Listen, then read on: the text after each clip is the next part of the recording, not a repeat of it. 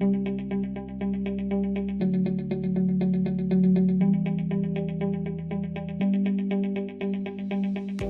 of the things that we've heard over and over yesterday and today is literacy champions.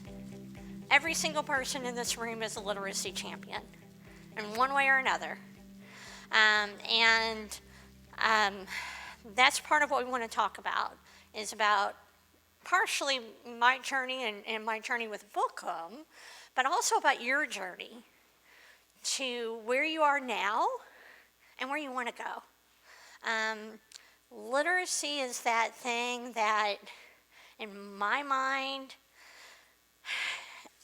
changes your life. And I think everybody here would probably agree with that on some level. There are lots of other things we need. We need to meet those other needs too. But when it comes down to it, if you can't read well, your choices in life are just really, really limited. And that's not what we want. I mean, as members of society and our communities and parents and educators and all those things, we want every single child to be able to read well so that they can go on and pursue their dreams. So that's part of what my literacy journey has been about. We're going to go back a little where I'm supposed to be. Okay, so when you think of literacy champion, of course you think of yourself. What else do you think about? I think about my great-grandmother. So I think about my great-grandmother, Momo. She was kind of the first person that introduced me to reading and would read stories to me, take me to the library. So she is definitely what I think about when I think about a literacy champion. You know, she wasn't a teacher or, even a direct parent, but she was the first person that really talked to me about literacy. I love how personal that is. Anybody else? Similarly, my dad was a literacy champion to me. He was born and raised in Iran in a very small village. He did not get to go to school, so he was very supportive of me getting an education. And growing up, he would take me to the Edmondson Pike Branch Library every single Saturday, and I would always come out with like a huge stack of books. I love it. I think for so many of us, our journey is personal. Anybody else want to share? Yes? I would agree too. I think it's very personal. My grandmother was the executive director of a library, and every summer when I went to visit her, I would look forward to running the book sale with her and just finding a new book, another treasure for myself as well. And so I got to visit that library this weekend, and so just so special. So personal touch too. I love it, yes. Libraries make such a difference. People in our lives that love reading make a difference. And that's part of what you all are doing as well. So I'm going to talk a little bit about Bookham and what we do, but I'm not going to talk a whole lot about Bookham because what we do hopefully will resonate with what you all do and what you need, but I want to get more into some of the challenges that we all face. So Bookham does two things. We provide over 100,000 books annually to young people that live in Davidson County, so that's Nashville, that's our footprint, and that's it. Those books go to kids ages 0 to 18. So that is kind of a unique identifier for us because there really aren't a lot of places where middle schoolers and high schoolers and even upper elementary kids can get books to own. One of our tenets is choice. You all know. I mean, you're much more likely to read a book if you picked it out for yourself. So we always want to have a great variety of books available for kids to choose from. So that graphic novel Yes. That picture book, that board book, that book that reflects cultural diversity, all of those things, the chapter books, everything, it all matters. The fiction, the informational text, it's all relevant. Kids like different things, just like you all. I would dare say we're all reading different books right now. Probably. Some of us may be reading some similar books, but still, we all gravitate to what we like. And books provide that escape that we need sometimes as adults. Kids need that too. They need to laugh sometimes, they need to cry sometimes, they need to feel like somebody else is feeling just like them so that they can relate.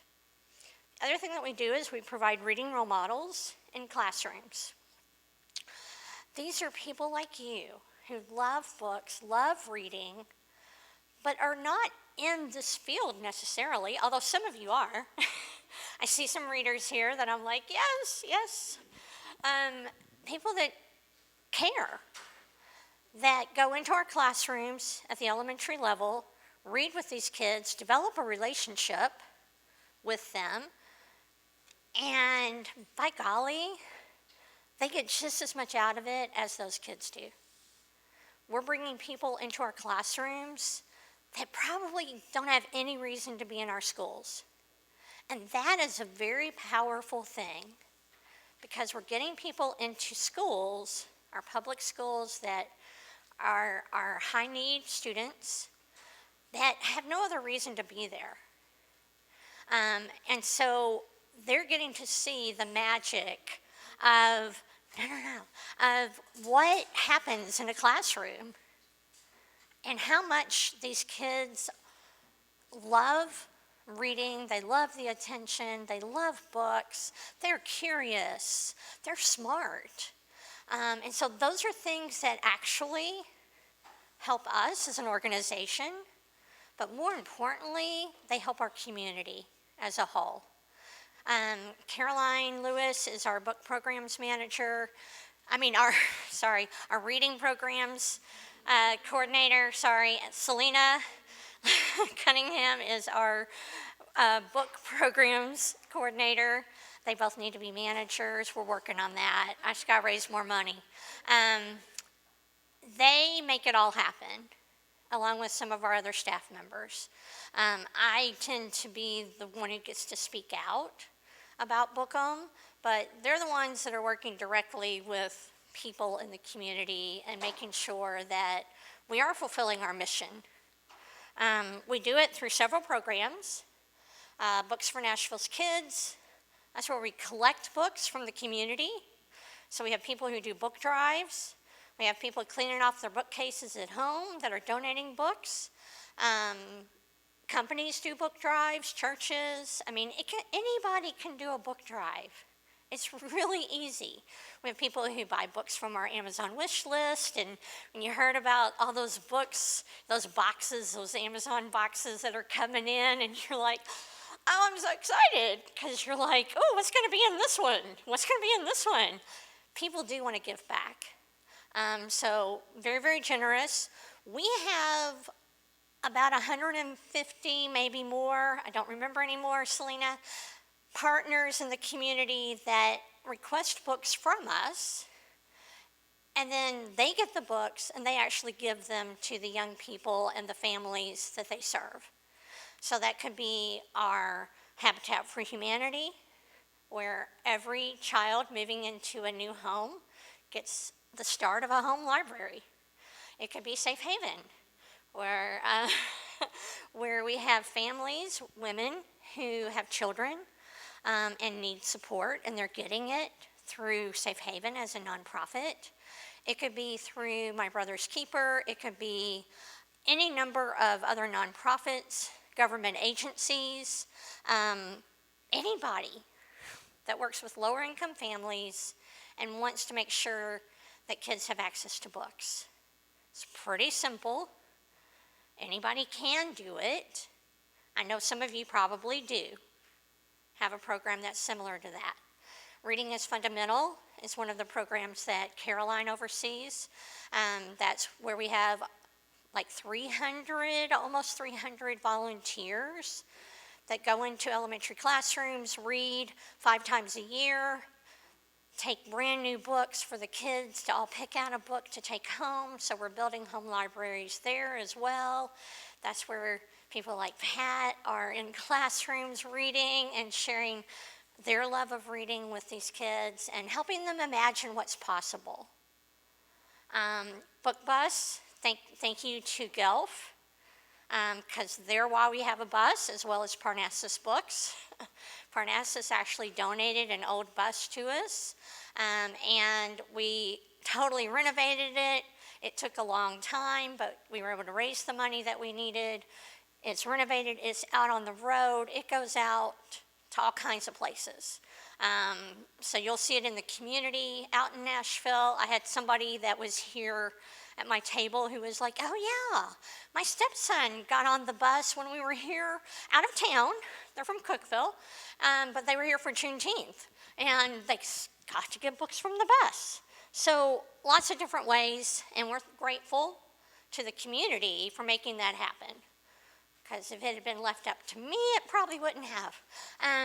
Ready for Reading is our littles, is people who are reading every week to 3 and 4 year olds in early learning centers. So we're touching that age group as well. And then Read Me Day. Again, Read Me Day is something anybody can do. You're probably already doing Read Across America. That's essentially what our Read Me Day celebrations are. They're just a big celebration of reading. We bring in tons of people from the community. We invite the mayor, we invite the director of schools, other elected officials, people from corporations and businesses, librarians, authors, all kinds of people. And they come. We have this big assembly program. It's fun. We have mascots. It's short. The kids get to do the performance thing. Everybody goes to their classrooms to read. The students get new books. We're out of there by 10:30 because lunch starts. So it's a really compact morning. Takes a lot of effort, but my folks are great. These are just some pictures of some of our events, some of the ways people help us. We have people who come in and help sort books, so individual volunteers and volunteer groups. People who bring us books, people who pick up books. Selena does a lot of book transportation along with other people. People in the community doing book drives, the buses out there, all kinds of things happening. So, I am proud of what we've achieved. There's a lot more to do. You all know that, I'm sure, because we all feel that pressure. There's always more that needs to be done, but let's celebrate what we're doing because we're making a difference. And that's really important. Every single one of you should be extremely proud of the work that you are doing and the work that you have done. We're able to work with a lot of different groups. We're able to give away a lot of books. Nothing compared to the Imagination Library program, okay? We're not at that level yet, but maybe one day.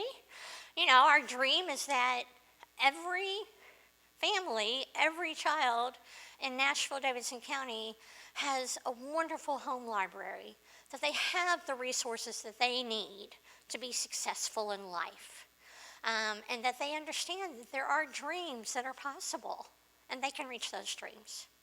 Those are the things we all want. Probably. So this is our team. I've been doing this since 2008. I started out in 1994. We moved to Nashville for my husband's job. My family was in Louisville. That was too close for him. Nashville was close enough. I was okay with that because we were in Texas before that. I'd worked with the school system in Texas and Waco, had done my graduate work in Austin. It was time to move closer to my family. So Nashville became home in 1994 for us. I worked at the Tennessean with the newspaper and education program. So I found my passion. I knew I didn't want to be an educator like my parents and my sister and my nieces and all these people in my family. I'm like, that is way too hard. I don't want to be that. But I was like, I love literacy. I love education. How can I do that and not be part of the school system? And I found it. Newspaper and education was my gateway into this community because it was about literacy. It was about kids reading the newspaper and using it to learn all kinds of skills. Fortunately, in 2007, one of the founders and the executive director of Bookham retired. They were planning, they had all this plan set in place. The first candidate fell through before I had put my name in the hat. And I'm like, wow, that is serendipitous, isn't it? Because I got the job.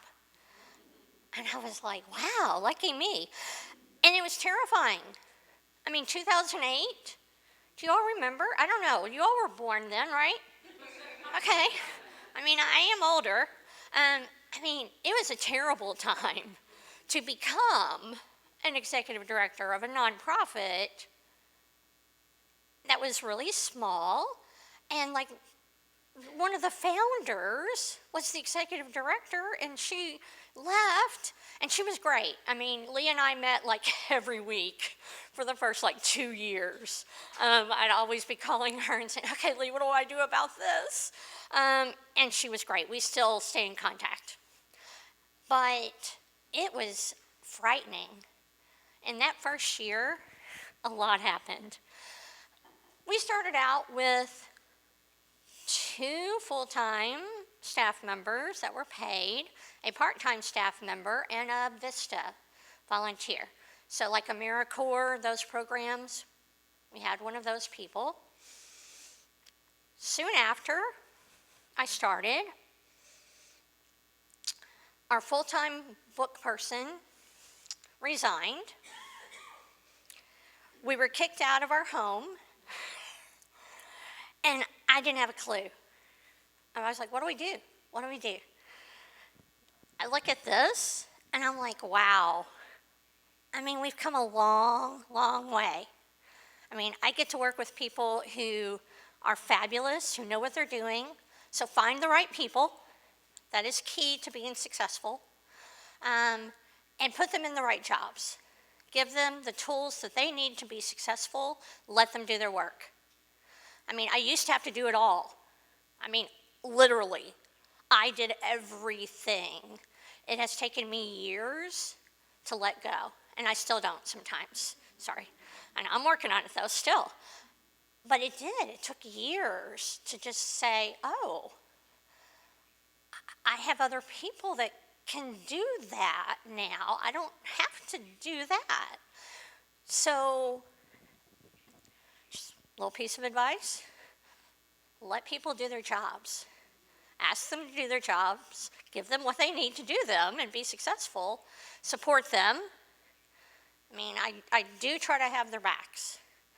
And that's really, really important. Build that culture that you need in your organization. Yes, we have a lot of part-time people.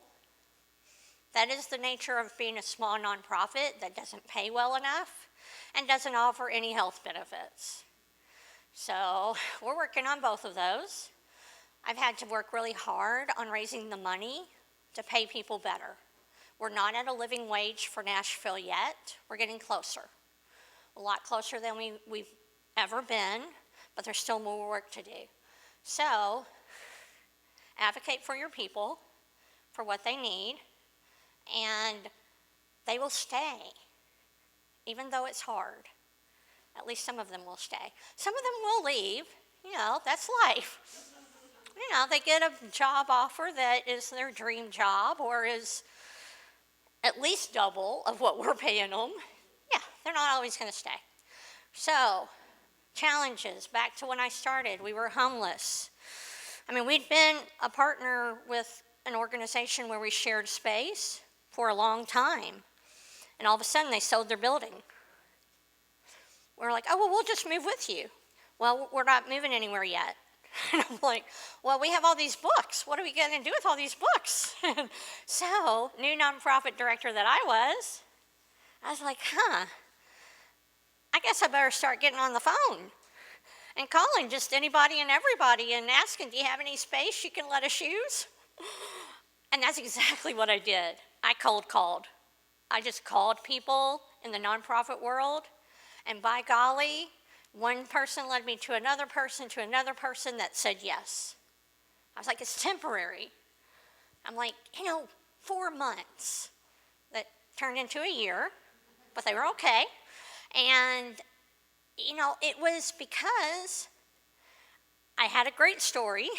I'm like, my other nonprofit colleagues could relate, even though they didn't know me, they were still willing to help in whatever way they could. So lean on your community, lean on your people. They will show up, they will help. They can't always, but they will. We eventually landed with Pencil in the Rogers Group building for a while. Then we eventually landed at Nashville PBS, where we have been for 10 years. We're out of space. New challenge. We've been out of space for the past 3 years. Working on that new challenge. Didn't have enough staff. So we had volunteers who became staff members. They weren't paid. They came in every single week and worked for us. And they loved it. Eventually they had to move on, but we were able to find those people that were like, yes, I love this mission, I have time, this will help me build some skills, and I'm happy to be here. They ran our book program for a while, completely run on volunteers with me chiming in every once in a while. Flexibility. You all remember the pandemic, right? Yeah, we did too. We were shut down for one day when we were trying to get permission to get access to our books and into our building, because we weren't the landlord. We were just leasing space, and they were really, really strict. I don't know how many times we moved books, several times during the pandemic, to different locations so that we would have access to them. We took extreme precautions to make sure that we were doing at least what we thought was what we should do to make sure that nobody got sick. We had volunteers coming in to help under strict regulations. We were giving away books at meal sites where families were coming. We had people contacting us about, where can I get books for my kids? They've read everything that we have. And this was in the early days. So we shifted from all these volunteers in classrooms to really, really focusing on the books. And where were the books going to come from? People were not donating books at that time. Set up the Amazon wish list, got the word out there. We need books. Books started showing up. People do respond, they do want to help. Lots and lots of challenges over the years. You work with people, you build relationships. That's one thing that I have the benefit of being able to do this for a long time. I've built a lot of relationships over time, a lot of connections. Those people will help. You use them when you need them. I was in one session yesterday where they were talking about, CC the superintendent. I'm like, not in Nashville. Don't be CCing the superintendent on your email, because unless it's really for that person. But I was like, her chief of staff might be the right person, and that's okay to do that. So, how much time do we have? Okay, so we have time to do this. I want you all to start thinking about your journey, your challenges, and what you're doing and what you want to do. You don't have to create a mini action plan. I was like, that's a little too ambitious for, 5 minutes. But, think about one thing that you've done to champion literacy in your community and share that with somebody. Now, Oh, and we're gonna draw. Yes. No. Why don't you draw for us? That'll be fair. Yeah. In fact, draw two names.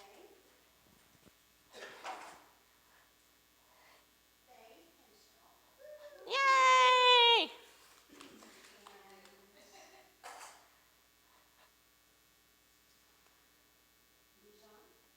Yay! Okay, y'all get to come pick out something that you would like, and everybody else gets to chat with somebody about how you have championed literacy. So we have stuff here, and we have books over there. Oh. And if nobody wants to share, it's okay. We can move on.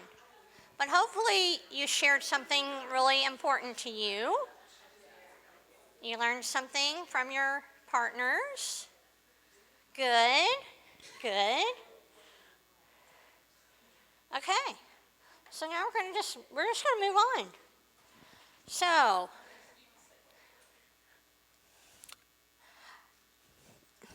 as people have said, we are dealing with some challenging times right now. We have been through challenging times before.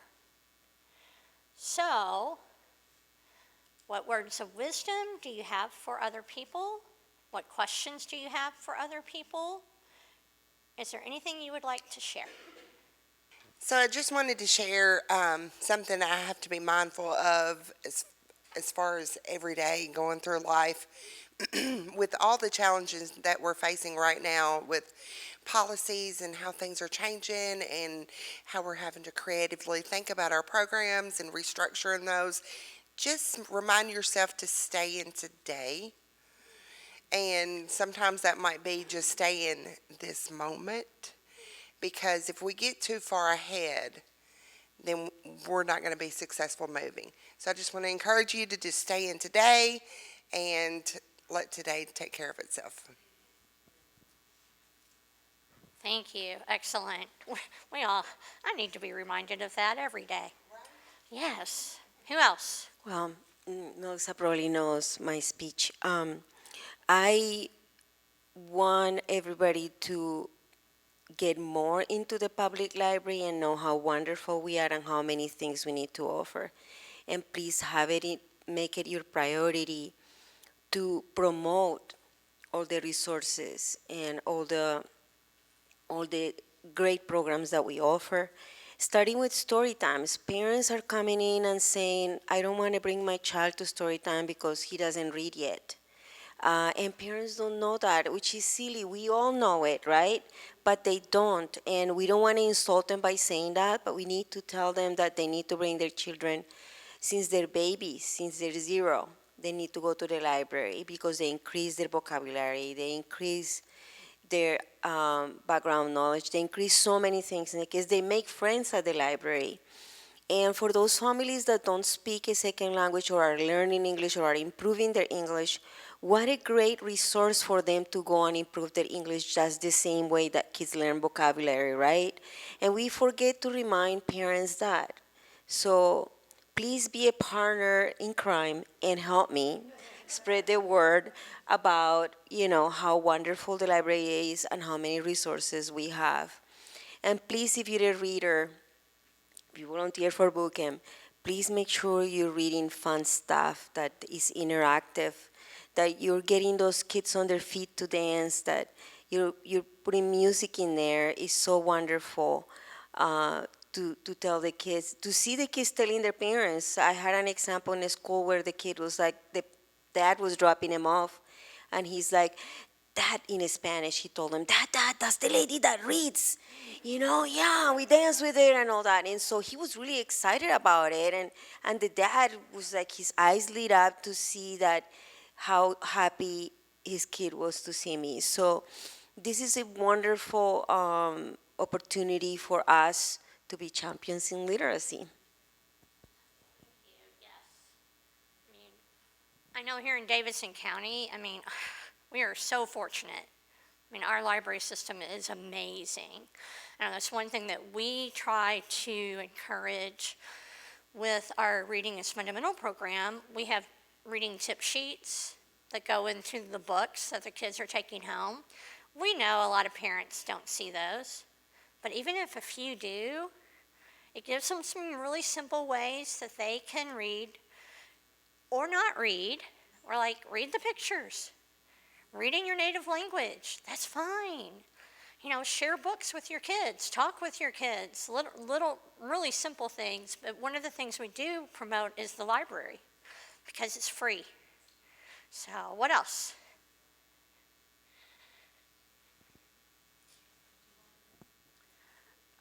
So this is actually a question I have for the group. I didn't get to talk about it in my small group, but something I'm really interested in starting is a little free library. So if anyone has experience or has any tips, I would love to hear. Yes? Who has a little free little library?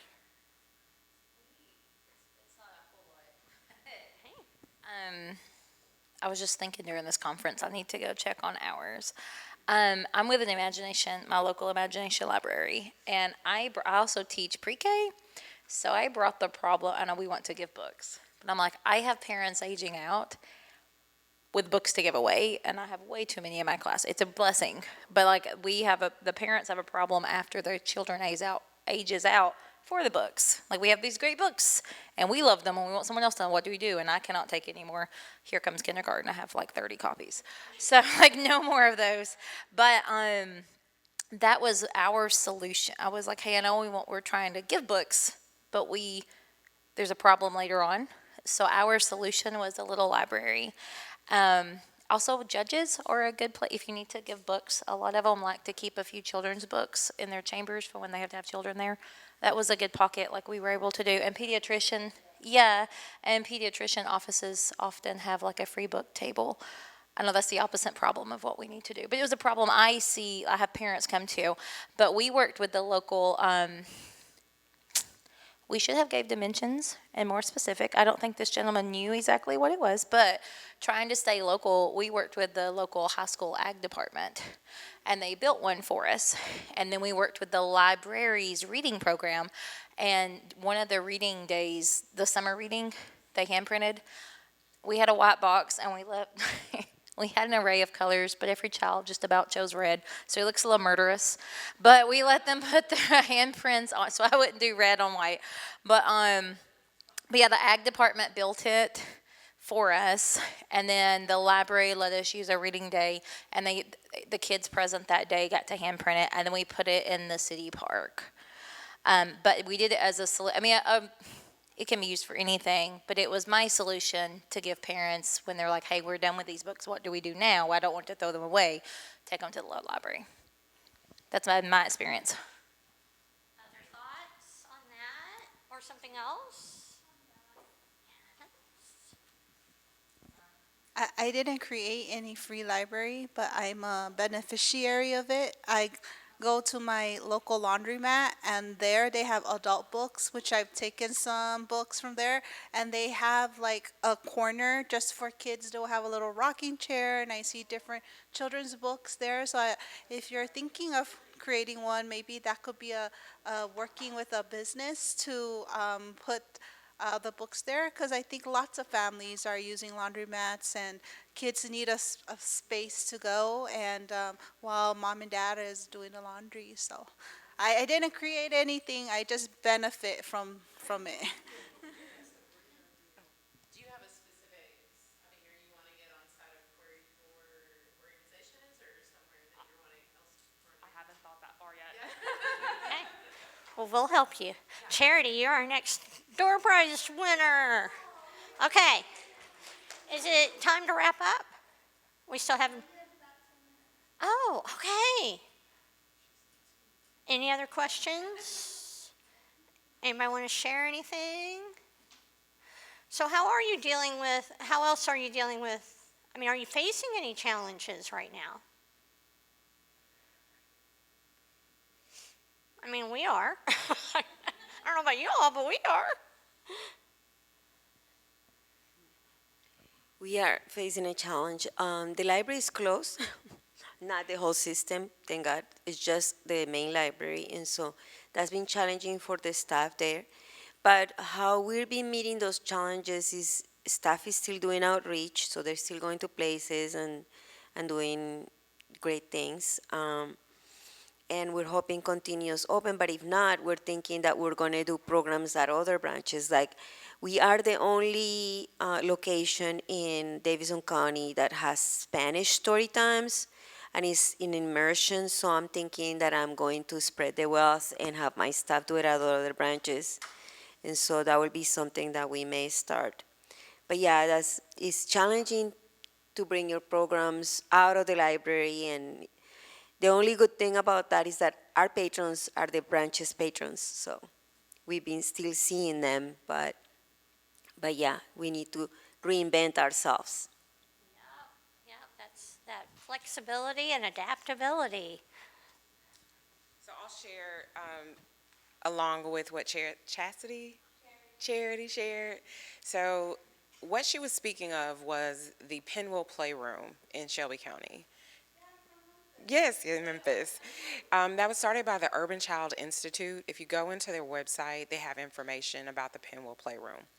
And so it is using places where you wait to offer books that children can take with them. And so particularly if the library is closed, for your example, the Penwell Playroom partners with a number of organizations to make it possible. So for example, they have partnered with the local library, and they also have the story time at the laundromat. And so the outreach team, who has to do outreach anyway, are reaching families. There's, I believe, one in Spanish as well. Reaching families while they're waiting to do laundry. It keeps the children focused, and it also allows for families to take books with them. So I serve as the director of the Books from Birth program, and we utilize as our partnership the overage of books that we have to give to our Penwell Playroom partners that place them in that site. So again, that is run by the Urban Child Institute. They have them at laundromats. They have them in federally qualified health clinics in the lobby and in pediatric offices. And so that's the Penwell Playroom. And so again, that partnership with the library, with their outreach team, through some meetings, determines where to place that story time in an area where families may not have transportation, but they're already doing laundry. So think about your timing. What we've learned is, like, during the school day is not a great time. Summer will be a great time. They're out of school. The younger ages, older children. Don't be discouraged if children don't show up. Sometimes families, moms, dads, or whoever use the laundromat as their getaway. But our partner Ellie's Laundromat there, it is Ellie. On Waring, where there is the Spanish, because the population in there will support a story time that's in Spanish. But they have 3 Ellie's Laundromats that are Penwell Playroom locations. That's now a part of her model. If she's opening a new location, she includes the children's waiting space or play area. And so the additional part is having an adopter to adopt that so they can help keep the books stocked, to volunteer. We have found that you have to read with the children and have to have volunteers reading there. Otherwise, parents don't necessarily read the sign to say, take a free book. They're on their devices. And so it becomes the culture. You have to teach people, right, that this is what this experience is. So I hope that's helpful.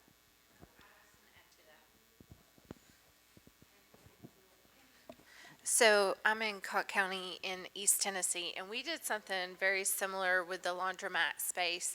And I just wanted to share a resource.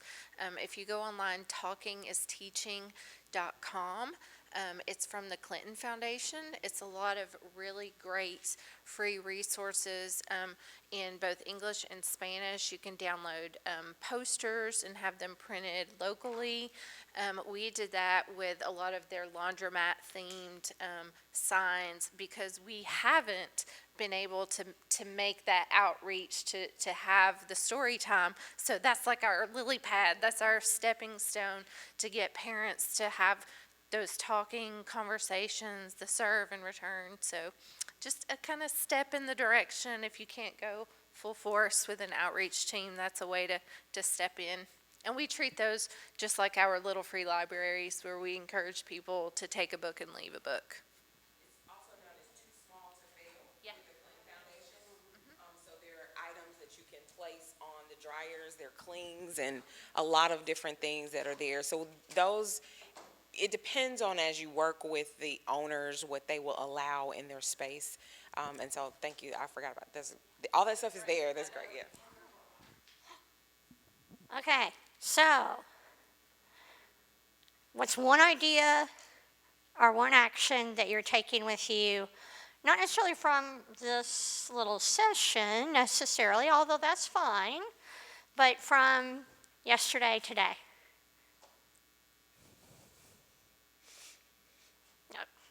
And if you want to share, please share. You'll be excited to hear this. Oh. Maybe not. After talking to Kinsey, I now want to partner with our minor league baseball team and have them read in classrooms and get to go to a baseball game. But that's really exciting that she was talking about something that feels like, and I'm sorry to give your exciting moment for you, but just an example of the collaboration and the ideas that come from this space and how beneficial they are to all of us. And it may not turn into the sounds, but it may turn into something else that stems from that. So thank you for sharing that and your champion moment. Can you share how many minutes all the kids were? Oh my gosh, I have to look it up. Tell us a little bit about how it came about. Oh, how it came about. I wasn't the one that put this together, so I can't speak for them. But I'll just come with a story. But it's our baseball league that we have in Jackson, and so we partner with them. We can go into the schools and give the kids prizes and visit with the mascot. And then at the end of the year, they all get to come to the Rockabilly Stadium and have a little field trip. So it's really fun. That's great. Wonderful. Anybody else want to share? Something you're taking away from the conference? So I have one that's kind of silly. It's not very serious. So I am not allowed, I'm not around a lot of children in my day-to-day life, so I have not been in, the children's book space. But now I'm I need to start reading children's books because I offended someone because I didn't know who Mac Barnett was. And I was like, it's because I've been out of the children's book space. I'm not in it. But now I'm like, okay, so I need to go read his books and read other children's books.